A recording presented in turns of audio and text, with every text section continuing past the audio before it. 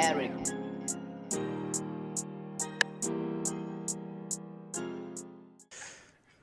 Cool. All right, let's move on. That same weekend, I believe, and it's not listed. This is Danny Garcia. Is that right, Alex? You just confirmed that. Yes. Danny Garcia, Jose Benevidez. And your thoughts on that one? I am. I'm looking forward to it. I have been a Danny Garcia fan since the Amir Khan fight. I did not know who he was prior to that. That no look left, they always like to call it. So he's been off since the Errol Spence fight back in 2020. So I believe he's approaching 19 months of inactivity at a new weight class, 154. Got Jose Benavidez on the other side. Everyone knows his younger brother, who's actually the bigger one, David Benavidez. They actually were both quote unquote champions at 140 at the same time. Danny was unified. Jose was the interim or the regular or the world or whatever we want to call these belts. Yeah. So they do know of each other. Jose actually was out of the ring for about 3 years. Came back last October at 160 pounds with a draw. So who's going to get the cobwebs off? Who's going to look better? I believe it's going to be Danny Garcia. I would love to see a knockout, but I do anticipate seeing a unanimous, close but unanimous decision for Danny. Yeah. Joshua, do you want to give your thoughts on that one as well? I'm of course more familiar with Garcia. Yeah, I had seen him a bit early on, a little bit before that. What Alex mentioned, I recall him fighting Ashley Deal Payne. And I think that Garcia, of course, he's fought a lot of the top guys there at 147. He's come up short with those that are the elite of the elite, but he's right there in that same territory.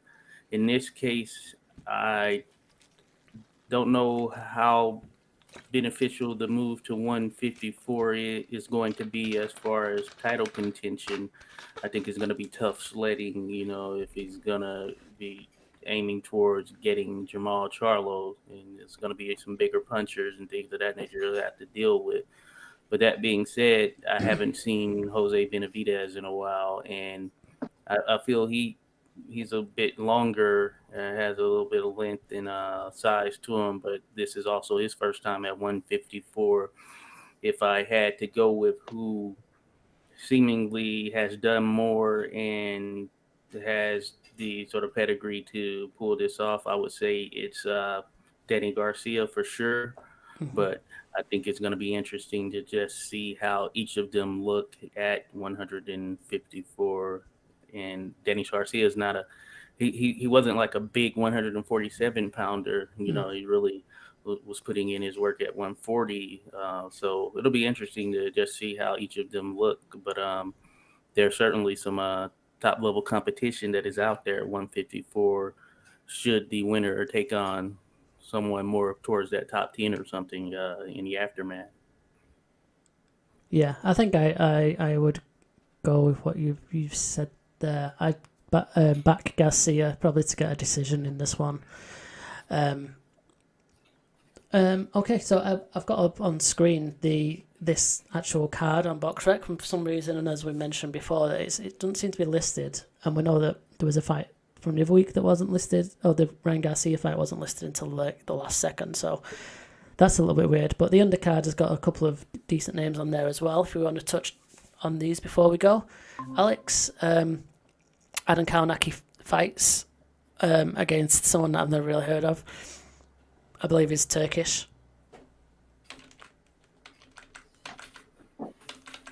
Hello? Oh, I'm sorry. Yeah, I was kicked out for a second. Just came back in. Sorry. I actually saw him in person. He fought Ionet Road, Washington. He's a dude that for a lot of that fight. Not this yet, which we just saw with the top. So when it comes to fight, everyone I'm sure has seen Kownacki fight once. He's another guy that likes to throw a lot of it, comes forward.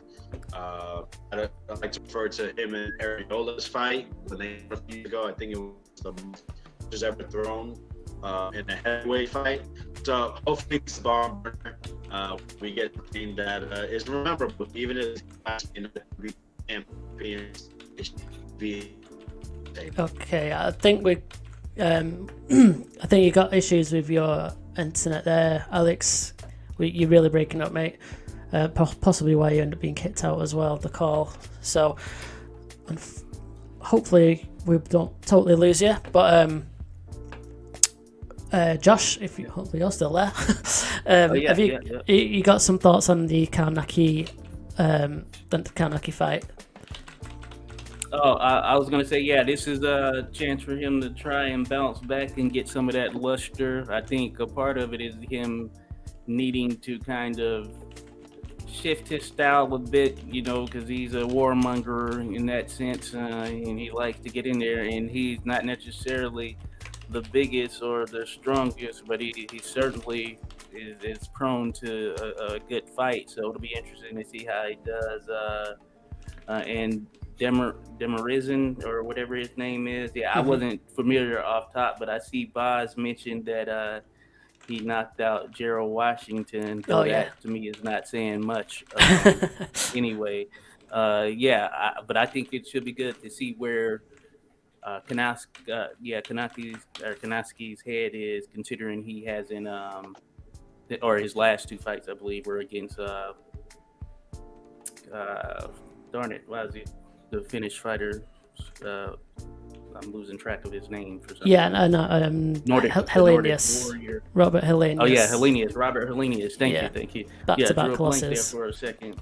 Shout out to Tommy Silvanonen, another Finnish fighter out there. But yeah, I'm looking forward more so to the actual Antoine Russell versus Rances Barthelemy fight. Yeah, go ahead with that. Yeah. Primarily for Antoine Russell, because I think that he is certainly a bright spot. He's kind of been viewed in that prospect stage, but I think he's bumped a little bit ahead of that. He's looked good in each of his fights, and he knows how to put his punches together well. And this will be his first fight, so condolences to Gary Russell Sr. Their father passed away, so this will be the first fight since then. I believe he's going to be trained by Gary Russell Jr. as far as who's going to be in his corner. And Gary Russell Jr. has been in his corner in prior fights and all this stuff. But I think he has a good opportunity here to make a statement, especially if he's the first person to stop Rances Barthelemy. And Barthelemy, of course, he had some promise or whatever. He really hasn't done much since stinking up the joint with Robert Garcia back in 2019, or not Robert Garcia, but Robert Easter back in 2019. Yep.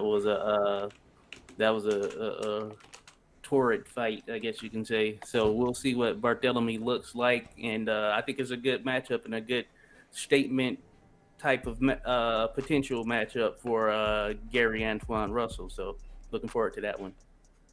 Yeah. It's good to note here that he's 15-0 with 15 stoppages as well, so good power. And like you say, he's probably more than a prospect now. He's, like you say, still show where he's at. It's a decent opponent. Good name to have on his record. Alex, I think you might be back with us a bit more clearly. Do you want to give some thoughts on Gary Russell? Yes, I hope I am coming in clear. Yep, you are.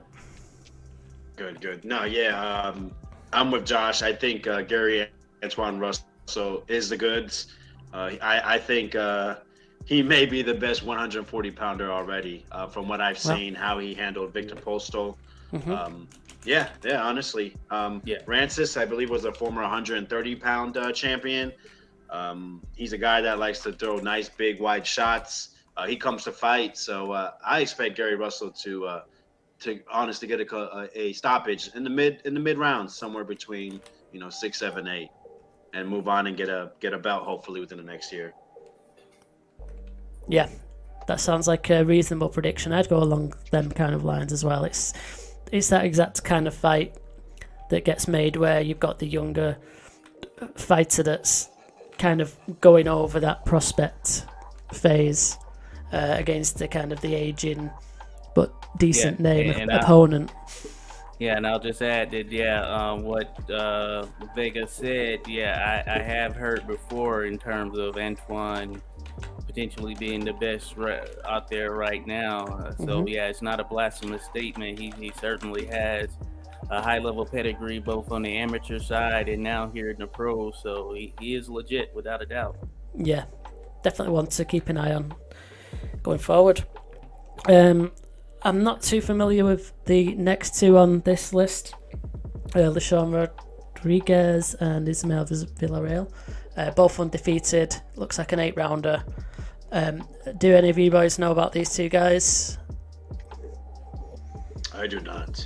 Yeah, same here. Nice records though. not ringing a bell. No worries. So maybe not exactly highly touted prospects, but at least it's two undefeated youngish guys going in. That's not too bad. And then also featuring on this card, but doesn't have an opponent yet, 10-rounder.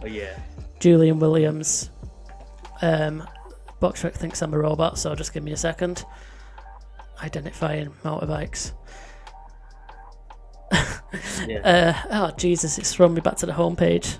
Why do this to us? I got TBA against Julian Williams. Yeah, that's correct. That's what I saw as well. He's coming off back-to-back losses. I'm picking whoever it is. Oh right. Yeah. You think he's done? You got TBA winning. I mean, that's a good. Up TBA for the dub. Brilliant. Well, we'll put that in your prediction.